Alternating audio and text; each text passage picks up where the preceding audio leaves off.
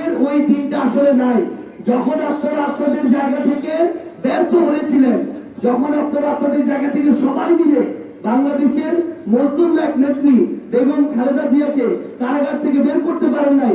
এই 15-20-25 বছরের বাচ্চারাই তাকে কারাগার থেকে বের করে সম্মানের একটা বিদায় দিয়েছে। এই জন্য আপনারা আপনাদের জায়গা থেকে যেগুলো বলেন, আমরা জানি এগুলো রাজনৈতিক উদ্দেশ্য প্রণোদিত, আমরা এগুলো বলতে চাই না, কিন্তু আমরা শুধু চাই যে আপনারা আপনাদের জায়গা থেকে স্বচ্ছ নির্বাচনে সহযোগিতা করবেন। মানুষকে ধমক দিয়ে ভোট দেওয়ার পায়তারা করবেন না। এখন ওই দিন নাই যে ধমক দিলে ভোট পাওয়া যায়, একটা ধমক দিলে 10টা ভোট কমে যাবে ইনশাআল্লাহ। তো আমরা যখন দেখি যে বিএনপির পক্ষ থেকে বা তাদের ক্যান্ডিডেটের পক্ষ থেকে কোনটা ব্যানার আর কোনটা ফেস্টুন, এটা বাংলাদেশের মানুষকে 54 বছরের ইতিহাসে নতুন করে চেরানোর জন্য অক্সফোর্ড ডিকশনারির উদাহরণ টানা হয়, তখন আমাদের মনে হয় যে বাংলাদেশের সংবিধান, আইন কানুন, নির্বাচন বিধি সব বাদ দিয়ে নির্বাচন এবং দেশ অক্সফোর্ড ডিকশনারি দিয়ে চালানো উচিত। একটা দেশ কি অক্সফোর্ড ডিকশনারি দিয়ে চলে? এই ধরনের মানে ফাইজলামি কথা যারা বলে, আমরা তাদের এই ধরনের মানে নির্বাচন কেন্দ্রিক সচেতনতা আমাদের কাছে প্রশ্নবিদ্ধ, তাদের প্রজ্ঞার যে জায়গা সেটা আমাদের কাছে প্রশ্নবিদ্ধ। আমাদের প্রথম যে দাবিটি আমরা স্পষ্ট করে জানিয়েছি, আমাদের পুরো আসনে যে ব্যানার এবং ফেস্টুন গুলো লাগানো হয়েছে, যদি সেগুলোতে কত সংখ্যক ছাপানো হয়েছে এবং এটা প্রেসের যে দাম, এই যে নামটা এটা যদি না দেয়া থাকে, তাহলে রাজনৈতিক দলগুলোকে আজকে বিকাল পর্যন্ত সময় দেওয়া হবে সেগুলো খুলে ফেলার জন্য এবং সংশোধন করে লাগানোর জন্য। যদি তারা না লাগায়, রাত 10টার মধ্যে প্রশাসন নিজের উদ্যোগে এই সকল ব্যানার এবং ফেস্টুন অপসারণ করবে। আমরা স্পষ্ট করে বলি, যদি কোনো ক্ষেত্রে আমাদেরও ব্যানার ফেস্টুন এই নিয়মের বাইরে যায়, আমরা তাদেরকে বলেছি আমাদেরকে জানাতে, আমরা 1 ঘন্টার মধ্যে সেটা অপসারণ করব। আর যদি আমরা আমাদের সময় মতো সেটা অপসারণ না করি, তারা অপসারণ করলে আমাদের কোনো আপত্তি থাকবে না। আমরা শতভাগ স্বচ্ছ থাকতে চাই এই জায়গায়। দ্বিতীয়ত, আমরা স্পষ্ট করে বলেছি 2014, 18 এবং 24-এর ভোট চুরির, রাতের ভোটের দামি নির্বাচনে যে নির্বাচনগুলো হয়েছে, এই নির্বাচনে যারা প্রিজাইডিং অফিসার এবং সহকারী প্রিজাইডিং অফিসার হিসেবে দায়িত্ব পালন করেছে, তাদেরকেও এই 26-এর নির্বাচনে প্রিজাইডিং অফিসার এবং সহকারী প্রিজাইডিং অফিসার হিসেবে দায়িত্ব পালন করতে পারবে না।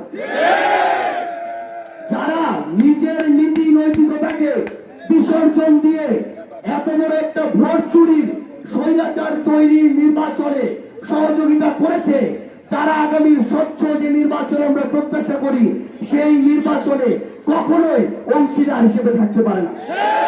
জেলা প্রশাসনের পক্ষ থেকে কথা দেওয়া হয়েছে, তারা যেহেতু আজকে বৃহস্পতিবার, আগামী সপ্তাহের মধ্যে এটার পূর্ণাঙ্গ তালিকা তারা তাদের জায়গা থেকে নতুন করে ঠিক করবে। কেউ যদি থাকে, বাদ দিয়ে তাদের মতো করে তাদের গোয়েন্দা তথ্যের ভিত্তিতে যাকে নিলে সবচেয়ে ভালো হবে তারা তাকে দিবে।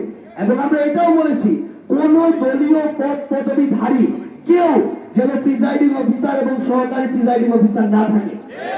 এতে যদি আমাদের 11 দলেরও কেউ থাকে, আপনারা তাকেও বাদ দেন, যদি বিএনপির কেউ থাকে তাকেও বাদ দিতে হবে। এবং আরেকটা বৈষম্য বিগত নির্বাচনগুলোতে হয়েছে ছিল, মাদ্রাসার কাউকে দেখলেই বাদ দেওয়া হয়েছে। যেই বৈষম্য আওয়ামী লীগ করেছে, এই বৈষম্য আমাদের এই নতুন বাংলাদেশে কেউ করতে পারে না।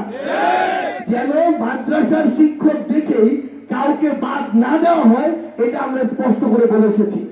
যদি কেউ পদ পদবিতে থাকে কোনো দলের, তখন তাকে বাদ দিলে আমাদের কোনো আপত্তি থাকবে না। এবং 3 নম্বর যে দাবিটি আমরা জানিয়েছি, সেটা হচ্ছে আমাদের বর্তমানে এই পঞ্চগড় জেলার আমরা যদি দেখি, এই এক আসনের আমাদের 3টি উপজেলা, 3টি থানা, 3 থানার 3 জন ওসির নির্বাচনের জন্য পরিবর্তন হয়েছে। আমাদের এসপি সাহেব যিনি, তার পরিবর্তন হয়েছে, আমাদের ডিসি মহোদয় যিনি, তার পরিবর্তন হয়েছে। 3 উপজেলার মধ্যে 2 উপজেলার ইউএনও পরিবর্তন হয়েছে, শুধুমাত্র তেতুলিয়া উপজেলার ইউএনও পরিবর্তন হয়নি। আমরা আমাদের জায়গা থেকে এর আগে থেকে তিনি যখন এখানে এসেছিলেন, আমাদের অন্যান্য রাজনৈতিক দল, সাধারণ মানুষের পক্ষ থেকে এই অসংখ্য অভিযোগ এসেছিল যে তিনি বিএনপির প্রতি পক্ষপাতমূলক আচরণ করছেন।